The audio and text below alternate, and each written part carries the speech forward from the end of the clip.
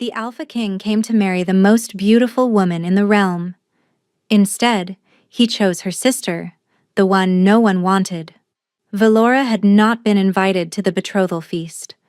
She watched from the shadows of the servants' corridor as her sister Lysara glittered like a jewel before the gathered nobility, radiant and perfect, and everything Valora would never be. Their father had made certain of that years ago when he tried to carve the curse from her face. She wore a veil now, thick and dark, concealing the scars that mapped her features and the secret that burned beneath them. No one looked at her. No one ever did. She was the shameful daughter, the hidden one, the mistake her father had tried to erase. So when Alpha King Valdric of Velmoria walked past her breathtaking sister without a second glance and stopped directly in front of Vealora's hiding place, she was certain she had finally gone mad.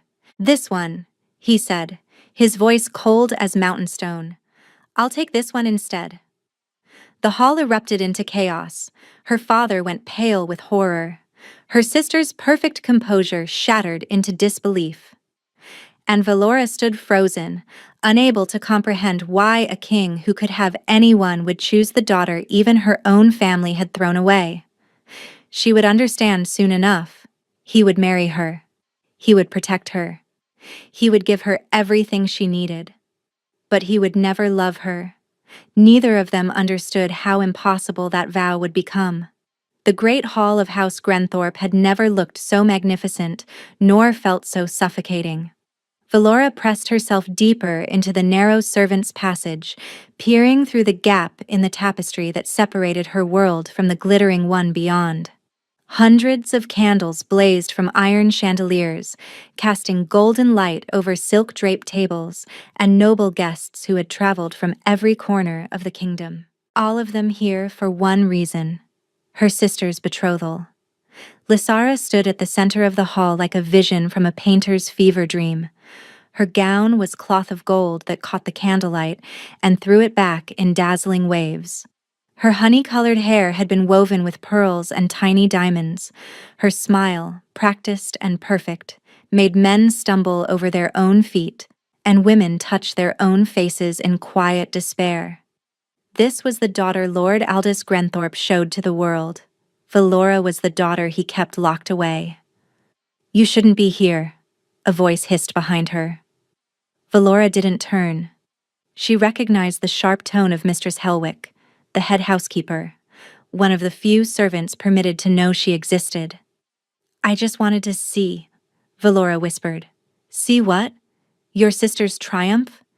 Your father will have you whipped if he finds you anywhere near this hall." Valora's fingers touched the thick veil covering her face, feeling the ridged scars beneath the fabric. She knew what would happen if her father found her.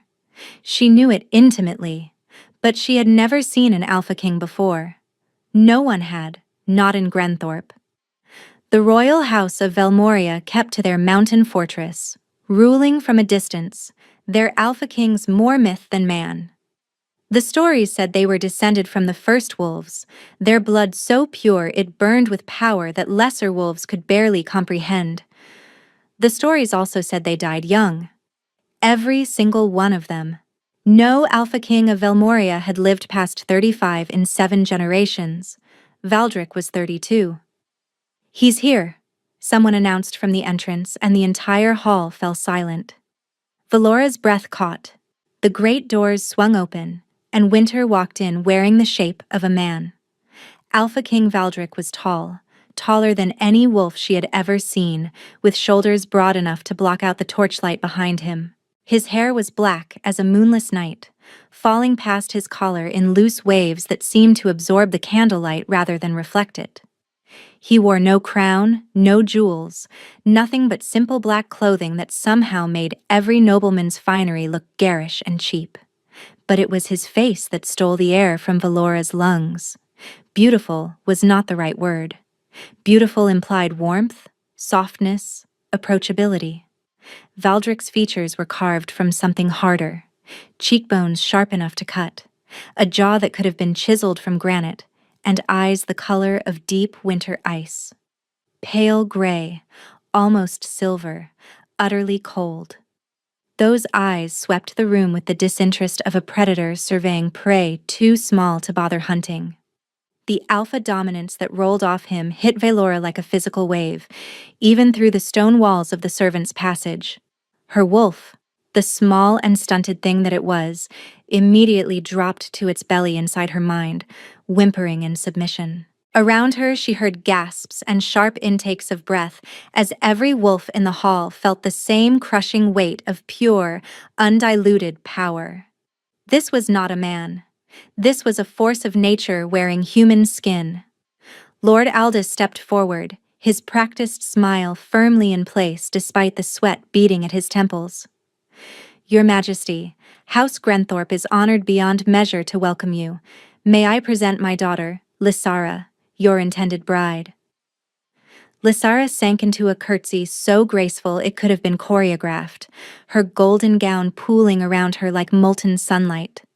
When she rose, her eyes sparkled with carefully cultivated warmth, her smile designed to enchant. Valdric looked at her. His expression did not change. Not a flicker of interest. Not a shadow of desire. He looked at the most beautiful woman in the realm, the way a man might look at a piece of furniture. "Charmed," he said flatly. A ripple of unease moved through the crowd. This was not how the stories went. Men were supposed to fall at Lysara's feet. Kings were supposed to be dazzled.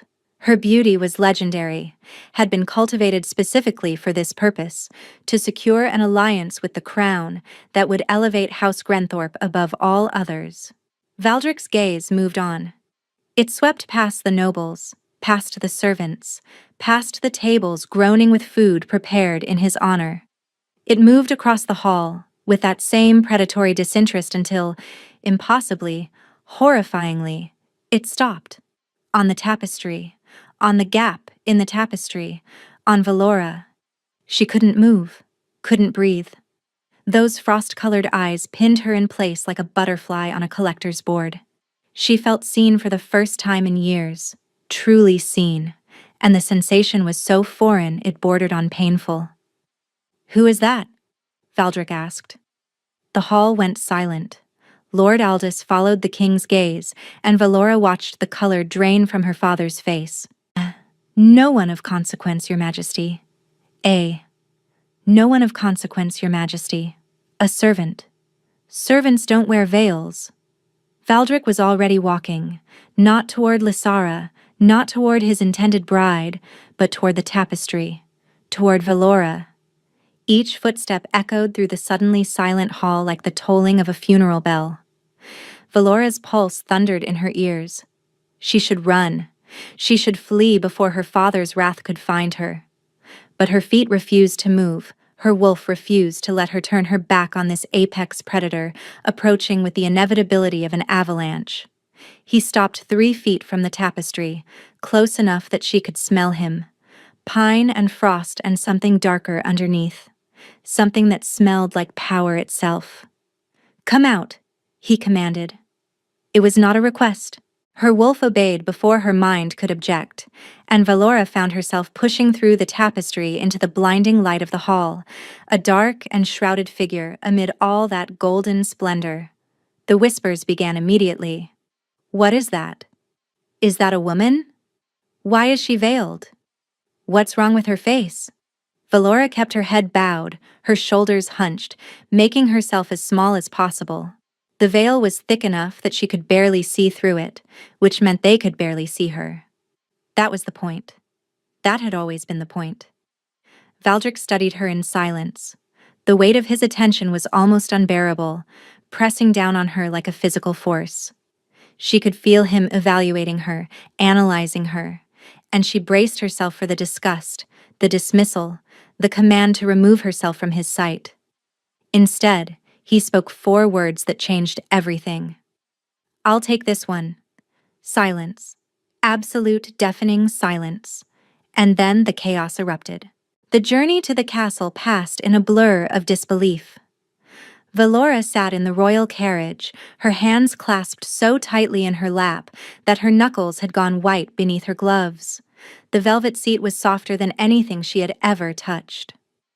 The window beside her offered glimpses of countryside rolling past, autumn gold fields giving way to the dark forests that bordered Velmoria's mountain territories. She had not spoken since leaving her father's house. Neither had the king. Valdric sat across from her, his long legs crossed at the ankle, his pale eyes fixed on some point beyond the window. In the enclosed space of the carriage, his presence was even more overwhelming.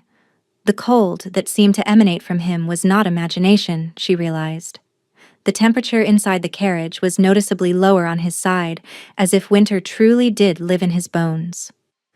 "You're afraid," he observed without looking at her. Vylora flinched. "Yes, Your Majesty." "Of me?"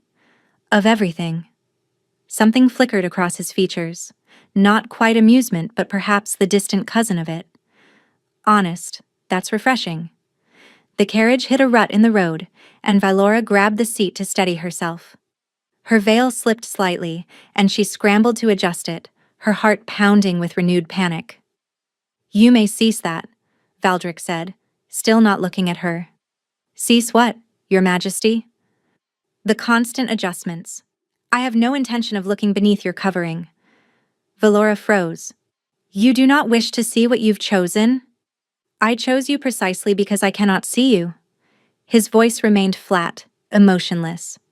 "If you prefer to remain hidden, then hidden you shall stay. It makes no difference to me." The words should have been cruel. They were delivered with such complete indifference that they could have been an insult. But Vylora heard something else in them, something that sounded almost like permission. "Why?" she whispered. "Why choose me at all? My sister is beautiful. The betrothal was already arranged. The alliance would have been the same whether you married her or me." Valdric's jaw tightened almost imperceptibly. "Your sister is beautiful," he agreed.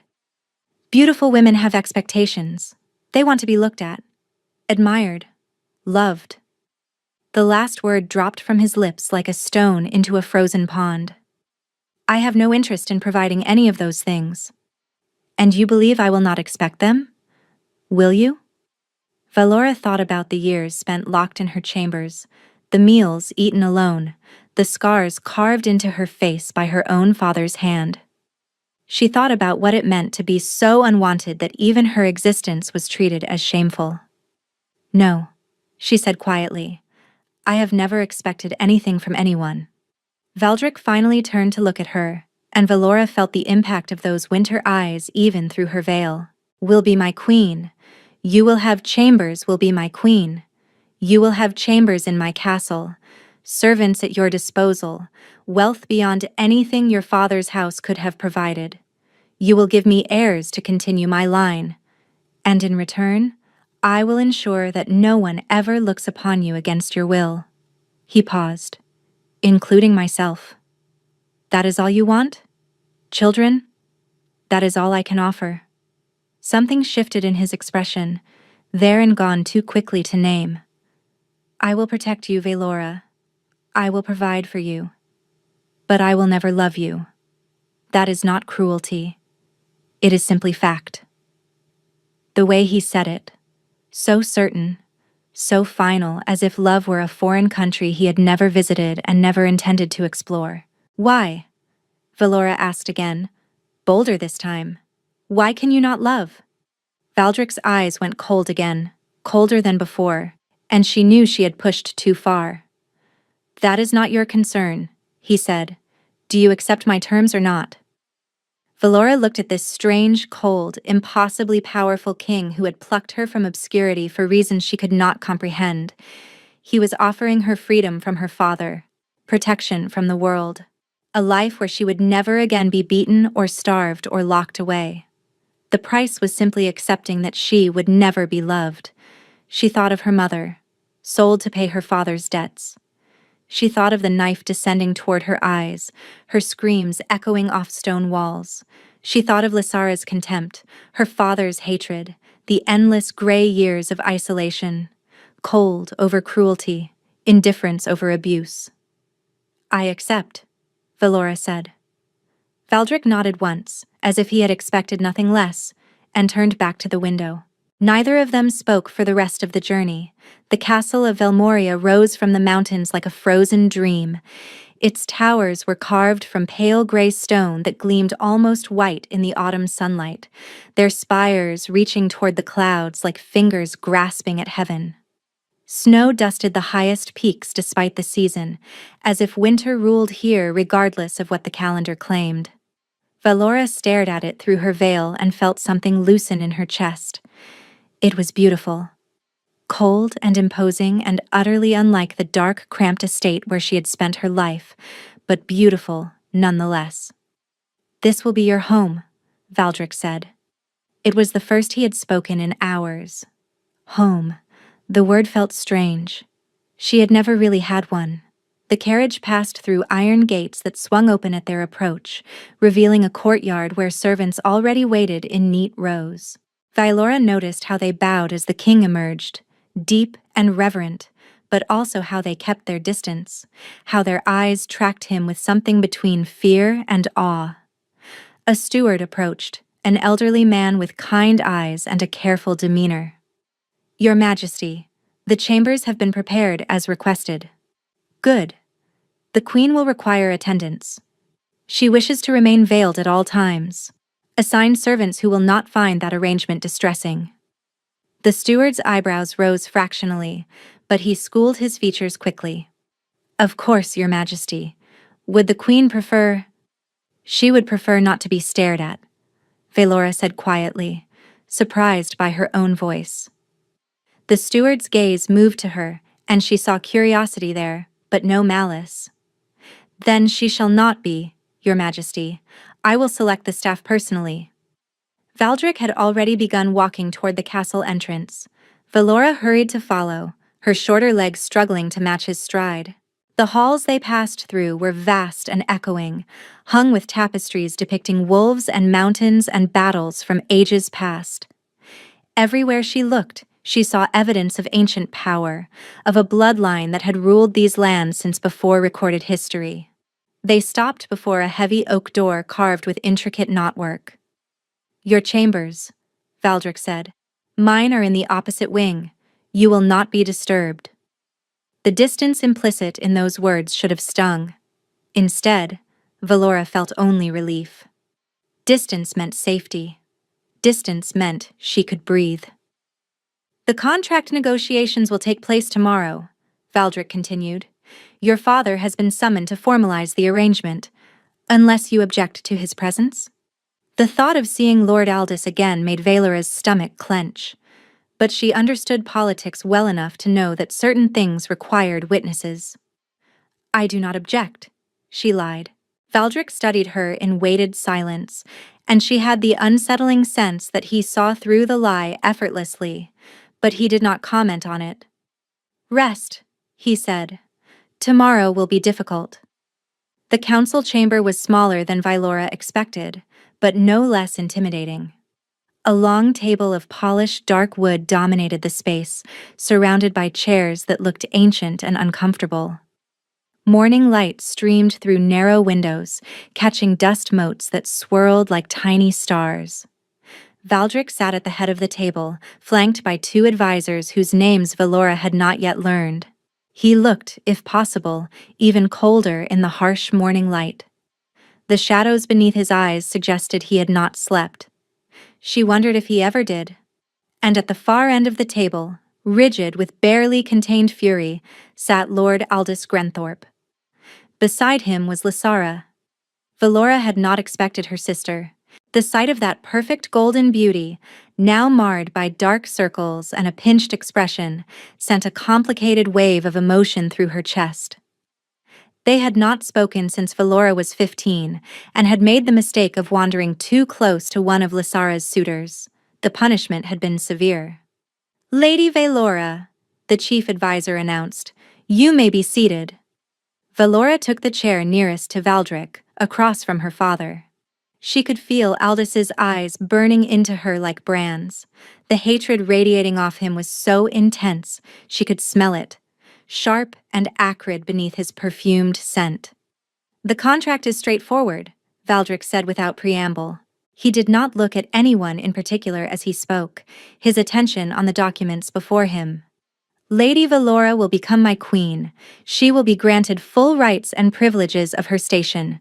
She will retain the option to remain veiled at all times, and no member of this court or kingdom will be permitted to view her face without her explicit consent. Lord Aldous leaned forward. Your Majesty, I must protest. You cannot possibly understand what you are agreeing to. That girl is not fit to be a queen. If you knew what she was, what she hides beneath that veil? I was not speaking to you. Valdrick's voice cut through the air like a blade. I was speaking to my future queen. The silence that followed was absolute. Valora saw her father's face go red, then white.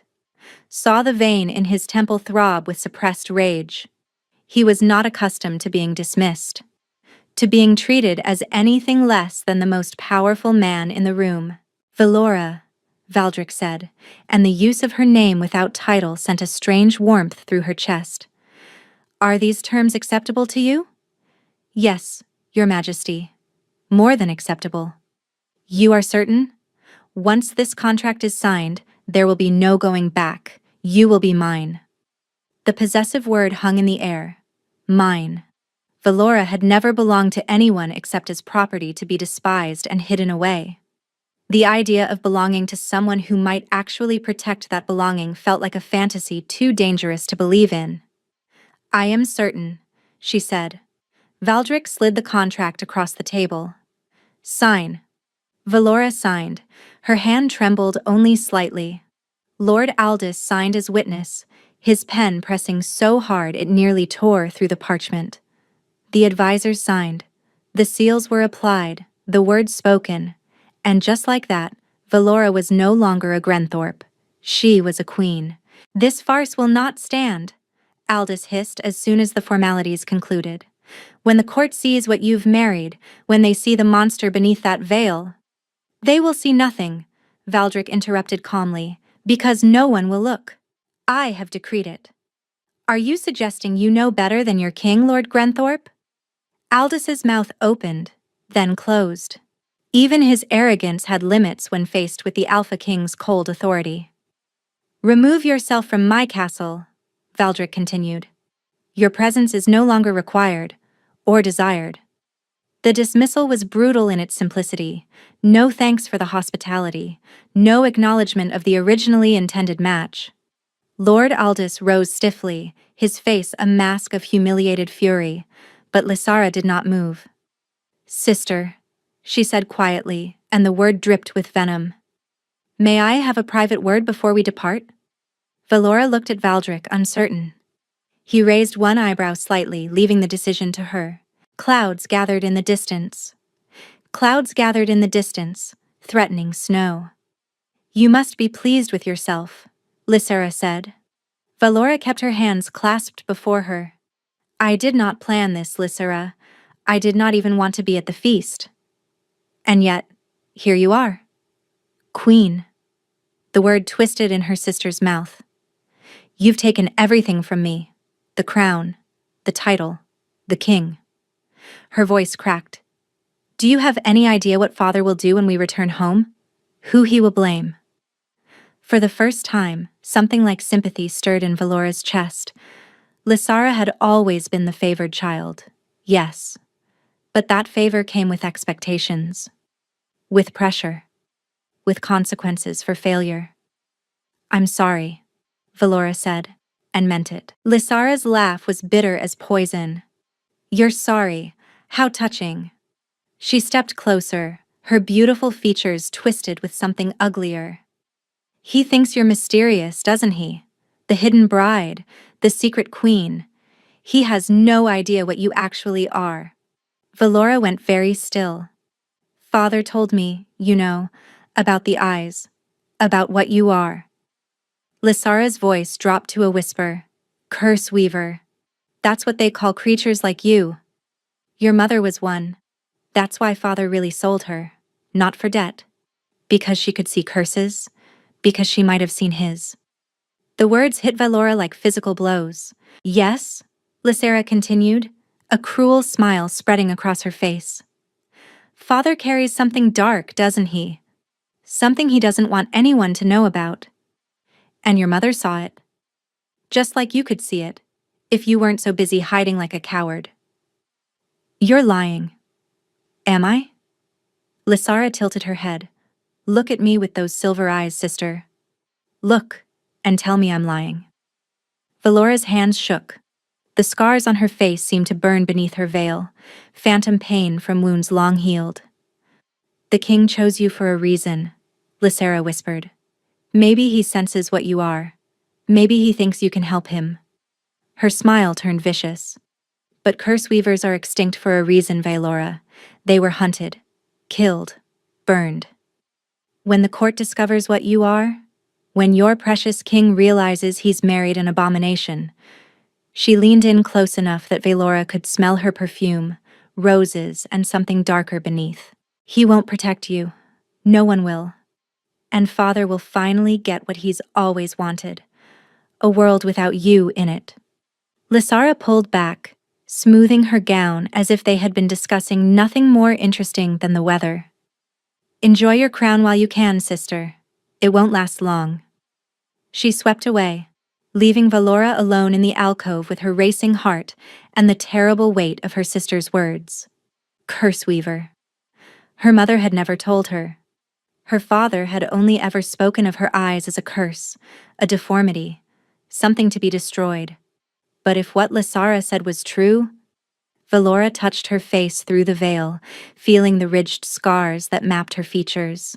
The scars that had been carved there when her father tried to cut out her eyes. Not because they were ugly, because of what they could see. And somewhere in this frozen castle, an Alpha King was slowly dying of a curse no healer could explain. Velora didn't believe in coincidences, but she was beginning to believe in fate. The wedding was held 3 days later in the great cathedral of Velmoria. Velora had never seen anything so magnificent or felt so utterly out of place. The cathedral soared toward the heavens, its vaulted ceilings painted with scenes of ancient wolf gods running across star-scattered skies. Thousands of candles blazed from every surface, their light reflecting off gilded pillars and stained glass windows that transformed sunlight into rivers of color. And every seat was filled. They had come from across the kingdom to witness their king take a bride. Noble families in their finest silks, military commanders in ceremonial armor, foreign dignitaries who had traveled weeks for this moment. All of them craning their necks, whispering behind gloved hands, desperate to catch a glimpse of the mysterious woman who had stolen a crown meant for another. Velora stood at the entrance, alone. There was no father to walk her down the aisle. She had refused Lord Aldous that honor, and Valdric had supported her refusal without question. So she would make this journey by herself, as she had made every journey in her life. The music began. A haunting melody played on instruments she could not name, filling the cathedral with sound that seemed to vibrate in her very bones. One step, then another. The whispers intensified with each pace she took. Why is she still veiled? Surely she'll remove it for the ceremony. What is she hiding? I heard she's horribly disfigured. I heard she's not even human. Velora kept her eyes fixed on the altar, on the figure waiting there in robes of midnight black. Valdric stood perfectly still, watching her approach with those pale gray eyes. His expression betrayed nothing. The walk felt endless. Each step brought new whispers, new stares, new judgment pressing against her like physical weight. Her wolf whimpered inside her mind, wanting to flee, to hide, to return to the shadows where she belonged. But she kept walking, because at the end of this aisle stood something she had never had before. Safety, protection. A life where she would never again fear her father's knife. She reached the altar and stopped before the king. Up close, she could see the tension in his jaw, the slight shadows beneath his eyes. He looked tired, worn, as if something was slowly draining the life from him, one heartbeat at a time. You came, he said quietly, for her ears alone. Did you think I wouldn't? I thought you might realize what you were agreeing to and run. Valora almost laughed. I've spent my whole life running, Your Majesty. I'm tired of it. Something flickered in his eyes, vanishing before she could identify it. The high priest stepped forward, ancient and withered, his voice carrying through the cathedral with surprising strength. We gather today to witness the sacred union of Alpha King Valdric of the House Velmorath and Lady Vylora of House Grenthorpe. Let those who would object speak now or forever hold their silence. The pause stretched. Vylora could feel the weight of expectation, the hope among some that someone would stop this madness. No one spoke. The vows. The priest continued. Do you, Valdric, Alpha King of Elmoria, take this woman as your mate, your queen, your bond for all the days of your life? I do. The words were flat, final, empty of emotion. And do you, Vylora, take this man as your mate, your king, your bond for all the days of your life? I do. The priest nodded. The rings. A servant approached bearing a velvet cushion. 2 rings rested there, both forged from a metal Vylora had never seen before. Dark as shadow, yet somehow luminous, as if starlight had been captured within the bands. Valdric took the smaller ring and reached for her hand. The moment his fingers touched hers, Vylora gasped. He was cold. Not cool, not chilled. Genuinely, impossibly cold, as if his blood had been replaced with ice water. She stared at their joined hands, watching frost patterns form where their skin met, melting almost instantly but undeniably present. Your Majesty, she breathed. I know. His voice was tight. Give me your finger. She obeyed, too shocked to do otherwise. The ring slid onto her finger, a perfect fit despite no one having measured her. The metal was warm against her skin, a stark contrast to his frozen touch. By the ancient laws of our people, the priest intoned, I pronounce you mated and bound. You may claim your bride, Your Majesty. The cathedral held its breath. This was the moment. The kiss. The unveiling. The revelation everyone had been waiting for. Vylora's pulse raced so violently she felt dizzy as Valdric turned to face her fully. Do you wish me to remove your veil? He asked, quiet enough that only she could hear. No. The word escaped before she could stop it. Please, I cannot. Then I will not. He lifted her hand, the same hand that now bore his ring, and brought it to his lips. The kiss was gentle, formal. His mouth was as cold as his fingers, pressing against her knuckles for just a moment before releasing her. The crowd erupted in confused murmurs. He didn't kiss her. He didn't remove the veil. What kind of marriage is this? But Valdric was already turning away, offering her his arm with the same cold courtesy he might show a stranger. Come, my queen. The feast awaits. Vylora took his arm, feeling the chill seep through the fabric of her gown. She should have felt disappointed, rejected, humiliated by such a public dismissal of intimacy. Instead, she felt something she hadn't expected. Gratitude. He had promised to protect her secrets, and he had kept that promise before every watching eye in the kingdom. Thank you, she whispered as they walked back down the aisle together. Valdric glanced at her, a furrow appearing between his brows. For what? For not looking, for keeping your word. He said nothing for a long moment. Then, so quietly she almost missed it. I always keep my word, Vylora. Remember that. It sounded like a promise. It also sounded like a warning. Night had fallen over Velmoria by the time Vylora was escorted to her chambers. Not her chambers, she corrected herself. Their chambers. The queen's suite connected to the king's apartments through a private door, a door that now loomed in her peripheral vision like a threat. The servants had prepared everything. A bath scented with night-blooming jasmine, a nightgown of silk so fine it felt like water against her skin. Candles lit throughout the room, casting soft golden light over the massive bed that dominated the space. Vylora sat on the edge of that bed, her hands folded in her lap, her veil still firmly in place. She had not removed it since leaving her father's house. Even for bathing, she had dismissed the servants and washed herself in darkness.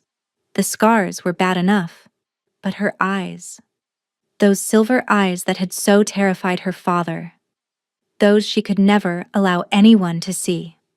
3 soft knocks at the connecting door made her flinch. "Come in," she managed. The door opened, and Valdric stepped through. He had changed from his ceremonial robes into simpler clothing, a white shirt unlaced at the throat, dark trousers. His feet were bare against the cold stone floor, and Vylora noticed he did not seem to feel the chill that made her shiver. Of course he didn't. He was made of winter. "I have something for you," he said without preamble.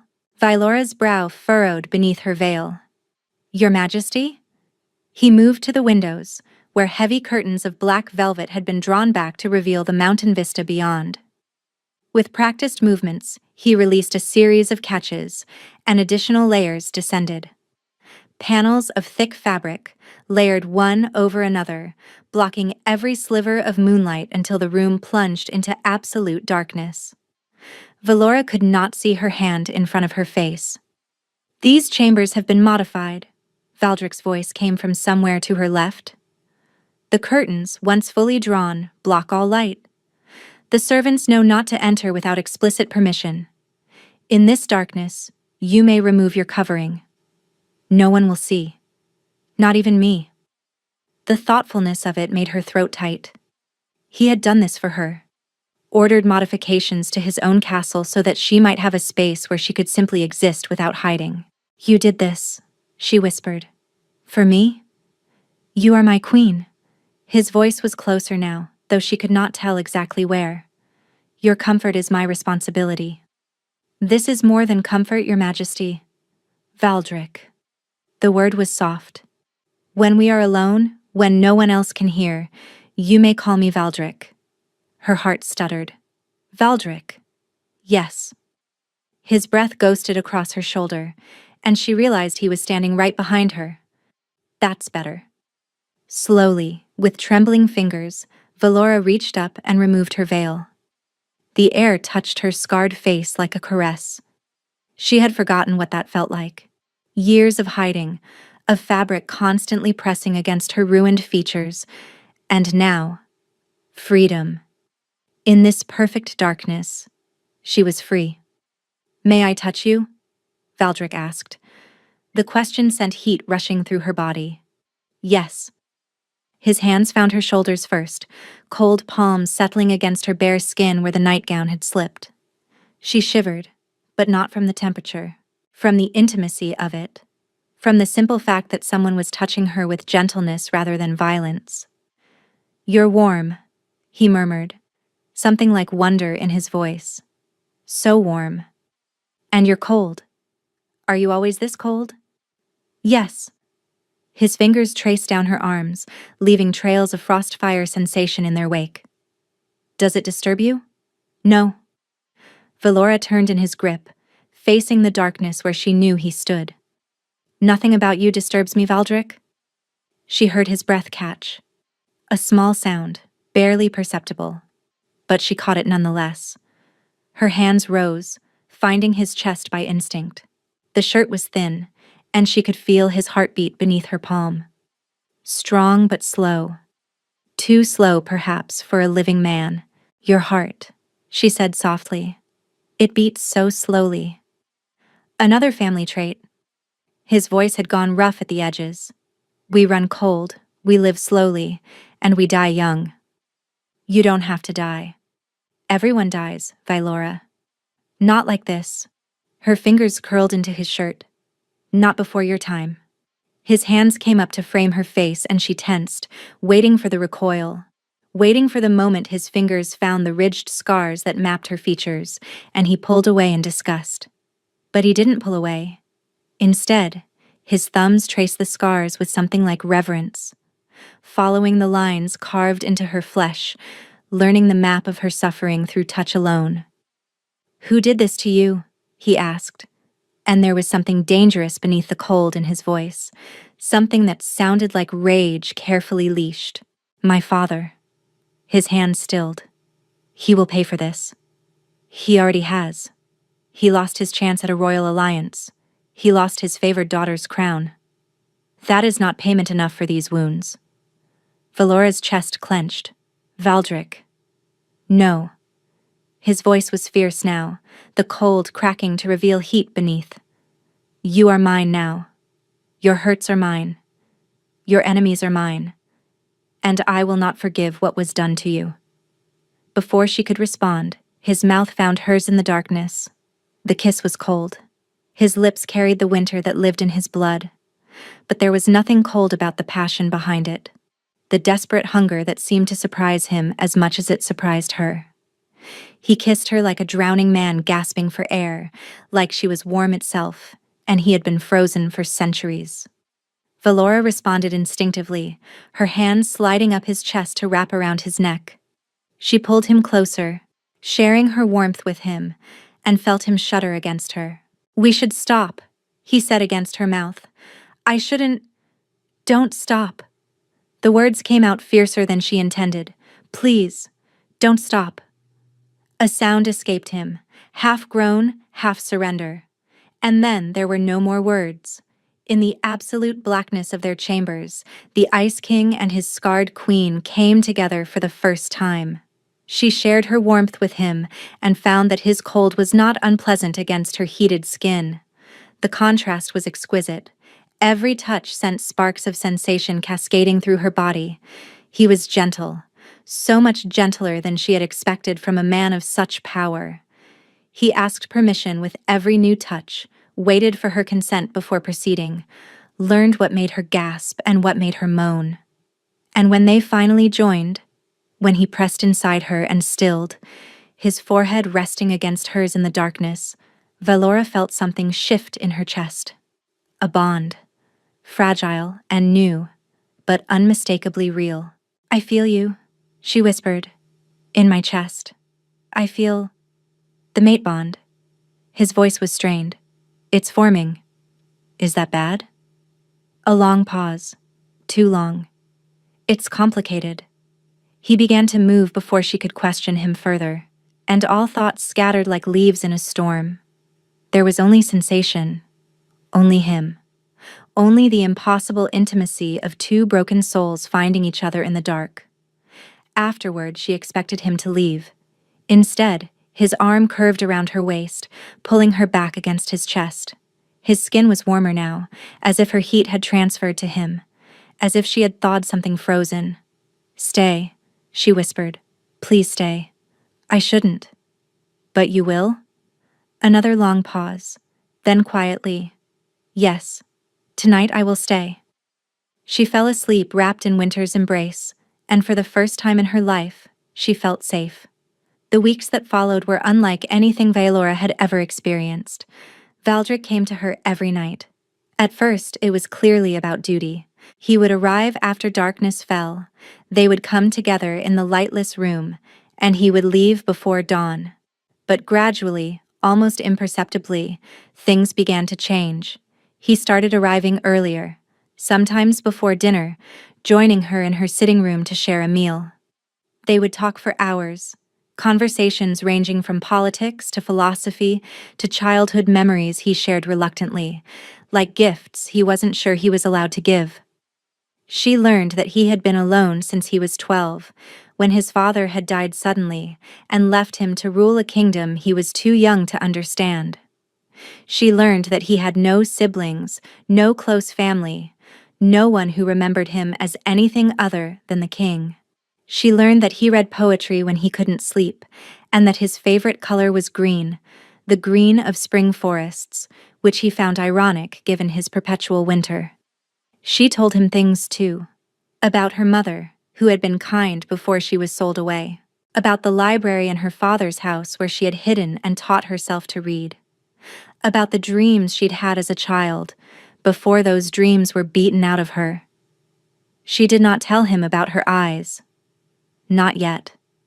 That secret still felt too dangerous, too fragile. She clung to it like a shield, even as every other wall between them slowly crumbled. One morning, Vylora woke to find Valdric still beside her. This was unusual. He typically left before dawn, maintaining the appearance of separate lives, even as their private reality became something far more intimate. But today, gray light filtered through a crack in the curtains, and he remained. His eyes were closed. In sleep, the harsh lines of his face softened, making him look younger, more vulnerable, more human. But his skin was the color of snow, and his lips had a bluish tinge that made her chest constrict with worry. Valdric? She touched his cheek and recoiled. He was colder than she had ever felt him. Cold as death itself. His eyes snapped open, and for a moment there was no recognition in them. Just pain. Vast and ancient and terrible. Then he focused on her face, and the pain receded behind his usual mask. Vylora. His voice was hoarse. I apologize. I should have left hours ago. You're freezing. She pulled the blankets higher around them both, as if that could help. This isn't normal, even for you. I'm fine. You're lying. He held her gaze, seconds stretching between them, and she saw something in his expression that frightened her. Resignation. There are things about my family, he said slowly, that I have not told you. Then tell me now. It's not a burden you need to carry. Vylora sat up, clutching the blankets to her chest. You are my husband. Your burdens are mine. Isn't that what you told me? A ghost of a smile crossed his face. Using my own words against me. Is it working? Perhaps. He sighed, running a hand through his dark hair. The kings of Velmoria. We are cursed. Have been for 7 generations. Vylora's breath stopped. Cursed how? Our blood runs cold because our hearts are frozen. We cannot form true bonds, cannot love. The curse was placed by a witch my ancestor wronged, and it has haunted our line ever since. He paused. Every king who has tried to love has died. The curse accelerates. The cold spreads. Eventually, it reaches the heart entirely. That's why you said you would never love me. Yes? That's why no king has lived past 35. Yes. Vylora's mind raced. A curse. An ancient, terrible curse that killed anyone who dared to love. And she was married to a man who was already showing signs of that curse's progression. There must be a way to break it, she said desperately. Thousands have tried. Witches, healers, scholars. No one has ever succeeded. He reached out and touched her face, his cold fingers tracing her scars. This is why I chose you, Vylora. I thought, if I could not see you, I could not truly know you. And if I could not know you, you could not love me. Yes. His voice cracked on the word. I was trying to protect myself, to survive long enough to produce an heir and secure my kingdom's future. And now? He was silent, the pause stretching unbearably thin. When he spoke, his voice was barely a whisper. Now I fear I have failed. The admission hung between them, heavy with implication. Vylora's chest pounded so hard she could hear it in her ears. Valdric, she breathed. What are you saying? Nothing. He pulled away, sitting up and swinging his legs over the edge of the bed. Forget I spoke. This changes nothing. It changes everything. It cannot. He stood, his back to her, his shoulders rigid. I have already condemned myself. I will not condemn you as well. Before she could respond, he was gone. 3 weeks later, Vylora discovered she was pregnant. The healer confirmed it with a gentle smile, clearly expecting joy. And there was joy, deep and fierce and unexpected. A child. Her child. Something good and pure that had come from the strange, complicated union between an Ice King and his hidden queen. But beneath the joy was terror. Because over those 3 weeks, Valdric had grown worse. The cold spells came more frequently now. Some mornings she would find frost on his pillow, crystallized from his breath. His movements had slowed. His appetite had faded.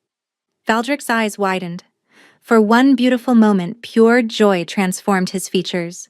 He pulled her close, his arms wrapping around her like he would never let go. Then his face contorted in agony. His hand flew to his chest. Frost exploded across his skin, spreading from his heart outward in crackling white patterns. His legs buckled, and Valora caught him, lowering them both to the floor. "Valdrick!" she screamed. "Valdrick!" His eyes were fixed on hers, already glazing over with ice. His lips moved, forming words she could barely hear. The curse. And then his eyes closed, and he went still in her arms, cold as the grave. Valora screamed until guards broke down the door. They carried Valdrick to his chambers while she clutched his frozen hand, refusing to let go. That was 3 days ago. Since then, the healers came and went like ghosts, their faces grave and their remedies useless. Valdrick lay in his chambers, motionless on a bed that had become a frozen wasteland. Ice crawled across the sheets, up the bedposts, spreading outward from his body in crystalline patterns that grew larger with each passing hour. His skin had gone translucent, blue veins visible beneath like rivers frozen mid-flow. His heartbeat, when the healers could detect it at all, came once every 30 seconds. He was dying, slowly, inevitably, and Vylora could do nothing but watch. "There must be something," she said to the chief healer, a weathered woman named Marin, who had served the royal family for 40 years. "Some treatment, some remedy." Marin shook her head, her eyes filled with the resigned sorrow of someone who had seen this before. "I watched his father die the same way, Your Majesty, and his grandfather before that. The curse cannot be healed by medicine. It requires magic, old magic, and the kind that hasn't existed in generations." "What kind of magic?" "Curse weaving." Marin's voice dropped. "The art of seeing curses and unraveling them. But the curse weavers were hunted to extinction centuries ago. There are none left." Valora's blood ran cold. After Marin left, she sat beside Valdrick's frozen form, her mind racing. Curse weaver. The same word her sister had spat at her like an accusation. The same power her father had tried to cut from her face. Her hands trembled as she reached up and removed her veil. In the dim light of the sick room, she could see her reflection in the ice that covered the walls. The scars were familiar, ridged lines mapping her face like a broken road. But it was her eyes that made her breath catch. Silver. Pure, luminous silver, with no pupil or iris visible. Just endless metallic light that seemed to glow faintly in the darkness. Curseweaver eyes. She had hidden them her entire life, had kept them closed or covered whenever anyone might see, terrified of what would happen if the truth emerged. Her father had tried to destroy them when she was 8 years old, carving into her face with a ritual knife, attempting to blind her before her power could fully manifest. He had failed. The eyes had healed. The scars remained as evidence of his attempt. But Vylora had never dared to use what those eyes could do. Until now. Slowly, terrified of what she might see, Vylora turned her silver gaze toward her dying husband. The world transformed. Where before she had seen only a frozen man, now she saw the curse itself. It was a living thing, a writhing mass of black chains wrapped around Valdrick's heart, pulsing with malevolent energy. The chains were old, ancient, covered in runes she could not read. They had been placed with devastating precision, designed to activate whenever their victim felt love, tightening with each emotion until they crushed the heart entirely. But there was something else. The chains were connected to something. A thread of darkness that extended from Valdrick's chest, through the walls, across impossible distances. The curse was not self-contained. It was anchored somewhere, to someone. Vylora followed the thread with her eyes, tracing its path through stone and sky until she saw where it led. Her blood turned to ice colder than anything Valdrick had ever produced. The anchor point was familiar. A manor house. A man standing by a fireplace. Her father. The curse that was killing Valdric was connected to Lord Aldous Grenthorpe. You knew. Valora stood in the doorway of her father's study, her veil firmly in place, her voice steady despite the fury coursing through her veins. She had ridden through the night, pushing her horse to its limits, arriving at the Grenthorpe estate as dawn broke over the hills. Lord Aldous turned from the window, his expression shifting from surprise to contempt in the space of a heartbeat. Knew what? That my worthless daughter would come crawling back eventually? The curse on the Velmorian kings. You're the anchor. The words landed like a physical blow. She saw it in the way his face went pale, the way his hands clenched at his sides. I don't know what you're talking about. Liar. Valora stepped into the room, closing the door behind her. I saw it. With my eyes. The eyes you tried to cut out of my skull when I was 8 years old. Those abominations should have been destroyed. Do you think I didn't know what Curseweaver eyes could do? You could have seen the anchor. Unraveled everything my family built. But they weren't destroyed. And now I see everything, Father. She pulled off her veil, letting him see the full horror of what he had created. The scars he had carved. The silver eyes he had failed to blind. I see the curse wrapped around my husband's heart. I see the chain that connects it to you. And I see the truth you've been hiding for decades. Lord Aldis's face twisted with rage and fear. You understand nothing. Then explain it to me. Valora's voice was deadly calm. Explain why the Lord of House Grenthorpe is magically bound to a curse that has killed 7 generations of kings. Her father said nothing, the silence stretching thin. Then, slowly, horribly, he began to laugh. You want the truth? Fine. He turned to face her fully, and she saw something in his eyes she had never seen before. Madness. My great-great-grandmother was the witch who cast that curse. She was the king's mistress, discarded when he grew tired of her, and she swore revenge on his entire bloodline. Different magic than your mother's bloodline, but just as dangerous. Your mother could see curses. My ancestor could create them. And you inherited the one thing that could destroy what we built. Valora's stomach churned. Your family created the curse? Created it. Maintained it. Passed down the anchor from generation to generation. His smile was grotesque. Do you know what that anchor provides, daughter? Power. Every time a Velmorian king dies, his life force flows through the curse and into the anchor. It's why our family has thrived while others fell. It's why we've maintained our wealth and influence for centuries. You've been feeding on their deaths. A small price for greatness. He stepped closer, and Valora forced herself not to retreat. Your mother discovered the truth. That's why I really sold her. Not because of you, though your cursed eyes certainly didn't help. She found the anchor stone and threatened to destroy it. Where is it? Lord Aldous laughed again. You think I'll tell you? The king is already dying. In a few days his life force will flow into me, and I'll be more powerful than ever. Your bastard child will inherit a frozen throne, and I'll be there to guide the kingdom as regent. I won't let that happen. You can't stop it. His voice dripped with contempt. You're nothing. A scarred, broken nothing. You couldn't even protect yourself from me. How do you expect to save a dying king? Valora met his eyes, silver against brown, and monster against monster. Because I'm not the scared child you tried to blind anymore, Father. She stepped forward. I am the Queen of Velmoria. I am a curse weaver, the last of my kind. And I am going to tear your precious anchor apart with my bare hands. She lunged. The fight was brief and brutal.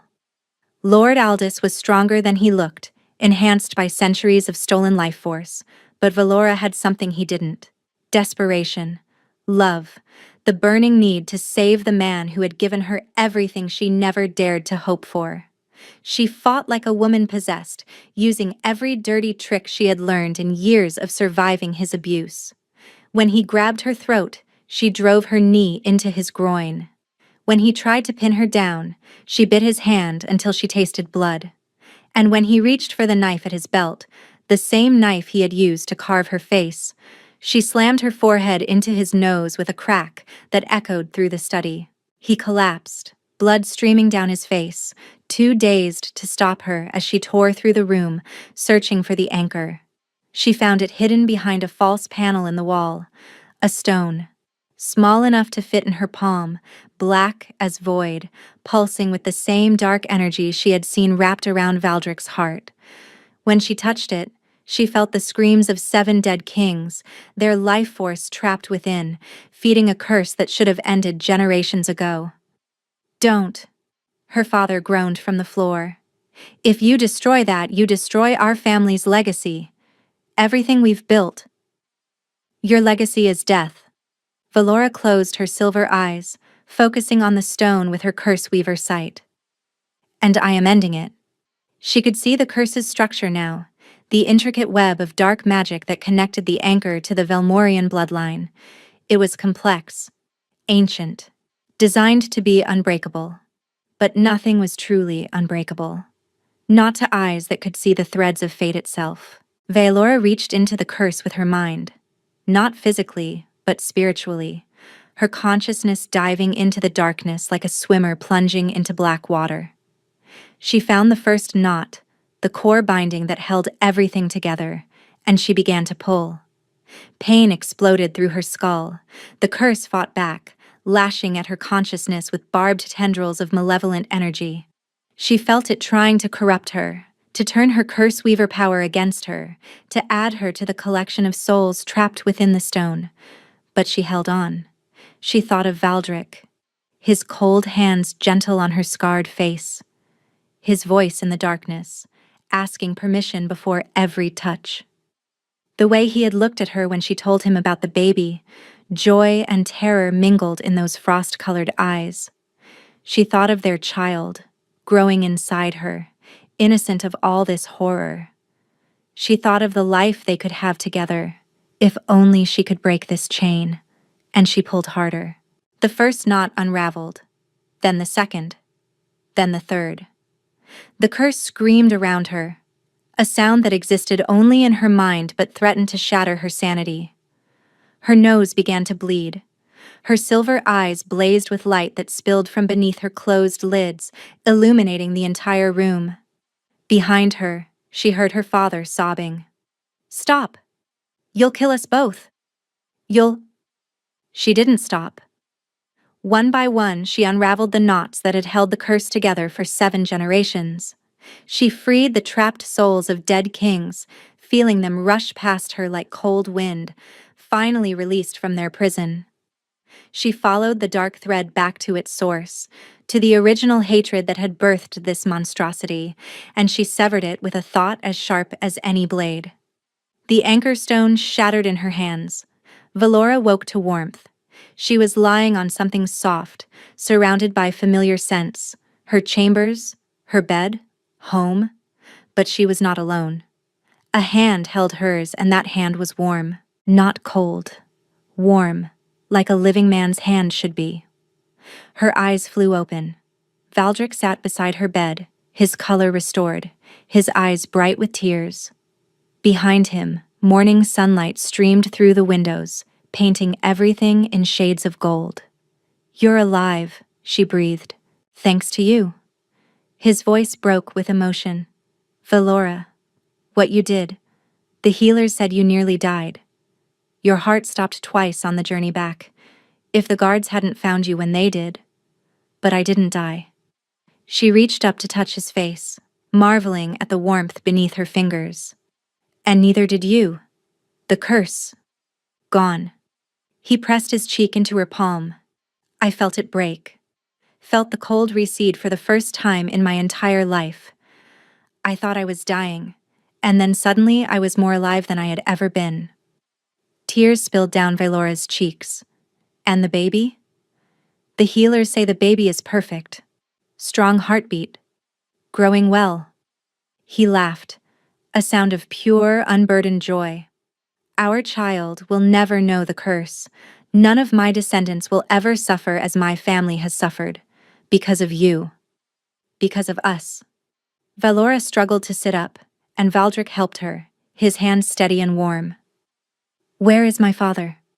Valdric's expression darkened. "In the dungeon, awaiting trial. Your sister testified against him." Apparently, she knew about the anchor and was horrified when she discovered what it truly was. "She's been cooperating fully with the investigation." Valora nodded slowly. She was not ready to forgive Lysara, might never be fully ready. But perhaps there was hope for something other than hatred between them. "And my eyes?" She touched her face, suddenly aware that her veil was gone, that she was fully exposed in the daylight. "You've seen them." "I have." Valdric took her hands in his, bringing them to his lips. "Valora, your eyes are the most beautiful things I have ever seen. They saved my life. They broke an unbreakable curse. They are not something to hide. They are something to celebrate. The court will fear me, a curse weaver queen. The court will learn to respect you as I do." His voice was fierce. "You are my wife, my mate, my salvation. I will not allow anyone to make you feel ashamed of what you are ever again." He kissed her then, and it was nothing like their kisses in the darkness. This was a kiss in full sunlight, with no secrets between them. A kiss between two people who had seen each other's worst truths and chosen to love anyway. When they finally parted, Valdric rested his forehead against hers. "I love you," he said. "I can finally say it without fear. I love you, Valora. I love your courage and your scars and your impossible silver eyes. I love the child growing inside you. I love the life we're going to build together. I love you too." The words felt like freedom. "I love your warmth, now that you have it. I love that you chose me when everyone else threw me away. I love that you gave me darkness when I needed to hide and light when I was ready to be seen." "No more hiding," Valdric said. "No more hiding," Valora agreed. 6 months later, the Queen of Velmoria gave birth to a daughter. She was perfect. 10 fingers, 10 toes, a shock of dark hair, and eyes that shifted between her father's gray and her mother's silver depending on the light. They named her Seraphine, which meant burning one in the old tongue, a name chosen to honor the fire that had melted a curse of ice. The kingdom celebrated for a week. Lord Aldous Grenthorpe was executed for his crimes against the crown, his family's ill-gotten wealth redistributed to those who had suffered under the curse's shadow. Lysara took a position in the queen's household, slowly rebuilding a relationship with the sister she had wronged, the process painful but genuine. And in the evenings, when the sun set over the mountains and painted the castle in shades of gold and rose, the king and queen would walk in the gardens with their daughter, 3 figures silhouetted against the light. Valora no longer wore a veil. Her scars were visible for all to see, and her silver eyes gleamed without shame. Some courtiers still whispered. Some visitors still stared. But no one dared speak against the woman who had broken an ancient curse and saved their king's life. She was no longer the rejected daughter, the hidden shame, the monster in the shadows. "It?" Valdric asked one evening as they watched Seraphine chase butterflies through the rose bushes. "Choosing me that night at the betrothal feast?" Valora leaned into his warmth, feeling his heartbeat strong and steady against her back. "You chose me," she reminded him. "I was just trying to survive." "And now?" She turned to face him, this man who had seen her at her worst and loved her anyway. This man who had given her safety when she expected cruelty and warmth when she expected cold. "Now," she said, rising on her toes to kiss him, "I am finally living."